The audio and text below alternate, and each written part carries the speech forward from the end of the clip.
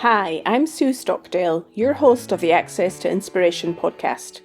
The podcast with a social mission to help you be inspired by people who may be unlike you. As always, we hope the insights from our guests cause you to reflect on your own perspectives about the world and make you think. Over the last 4 weeks, we have published some guest-hosted episodes on the value of mentoring, documenting a river's journey, overcoming fear of swimming in deep water, and an innovative architecture programme run by Rural Studio in Alabama. I said I'd invite my co-founder Clive Steeper along to get his reflections on the series. Welcome, Clive. Well, thank you very much, Sue. Pleased to be here. Having listened to all the episodes, I'm wondering what your reflections are. Did a theme emerge for you? Yes, a theme did emerge, but also I'd just like to add right up front that how fantastic it is that even in those 4 podcasts, we covered experiences of people in North America, South America, Africa, and Europe. We're really covering the globe. I think that is just great for access to inspiration. In terms of the themes for me, one was around leadership, and not just in the way people might think of leaders leading people, but it's about people leading themselves. And the thing of overcoming fears was the other thing that really came out for me. The way that Pierre talked about how he went into the unknown with the river. And then Rob with that interview on swimming and how people take on the challenge of overcoming their fears. Yeah, that is a theme that also emerged for me in a slightly different way though. I was thinking about it in terms of the guest that we've spoken to previously taking on the role of host. And for some, most of them, in fact, that was a new experience. So a little bit of trepidation and fear, no doubt, in doing so, taking over the reins. And also our fear as hosts and founder of the podcast is, well, we put somebody else in the hot seat. How do they get on? What do the listeners think? So lots of unknowns all around, which is a good thing, I think, to push ourselves to be adaptable. Absolutely. Performance doesn't come from just standing still. So going into the unknown is, for me, a fundamental. And I think it was also heartening to see that maybe you'll be out of a job because there's other people who can do these podcasts so well. Absolutely. This is the whole point about the Access to Inspiration podcast, is that everyone can be inspirational. We're just providing the catalyst here to get these conversations to kick off. And curiosity was one of the things that I noticed that was a thread that many of the guests that were talking were following. We heard James Kissia talk about the curiosity about nature and growing things.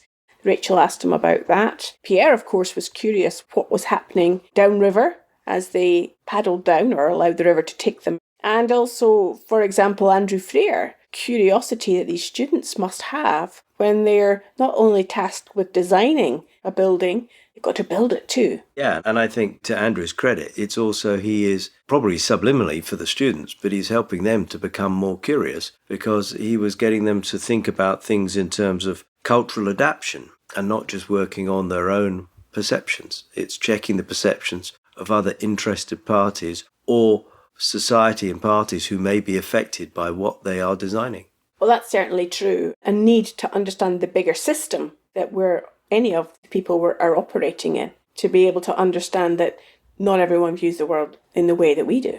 No, absolutely. And speaking of the bigger system, Rachel, as she was concluding her podcast, seemed to me to be reflecting on the stage at which leadership has developed within some of the NGOs, such that local leaders could take on more responsibility and show their talents. They're ready to take on bigger roles. And so it's then down to the NGOs and the government departments and functions to trust these local leaders to take on these bigger roles. I thought that was really exciting. And probably the thing that most made me tingle was when Pierre was reflecting on one of his, if you like, distillations after his project.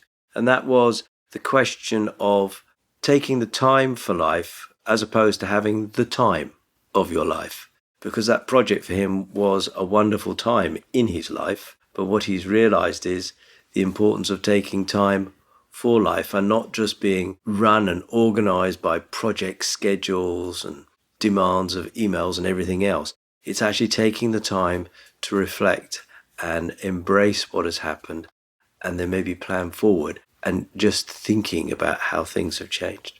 Yeah, there's so much there, Clive, from what you say. It was making me think, Andrew Freer, I think, mentioned it in the final podcast, is to leave our preconceptions by the door. Can any of us truly be non-judgmental? Can we go into a situation and a conversation with curiosity and seeing what will emerge, just as in a way we're doing in this conversation? And I hope that listeners have already had the experience in all the many conversations we've already had on this podcast, is if the host is willing to trust the person talking, who knows where that thread of the conversation can take us. Yeah, and perhaps also there is the aspect of tolerance. It's tolerance in how things are going. I mean, being slightly light-hearted, it could be that, I don't like your Scottish accent, so I'm not going to have the conversation with you. Instead, it's saying I learned to live with the Scottish accent because I see through that to have the conversation. There is something there about power of listening as opposed to being controlled by your cognitive biases. Well, you're making our listener think perhaps in a different way today, Clive. As we just close these reflections on the last 4 episodes, what would be your take on recording some other guest-hosted episodes in future? Oh, I think we should do it. I think getting these different perspectives, I think is very, very powerful. And as Rob Lawrence said when he was speaking about those swimmers who have overcome their fears, they are amazing people.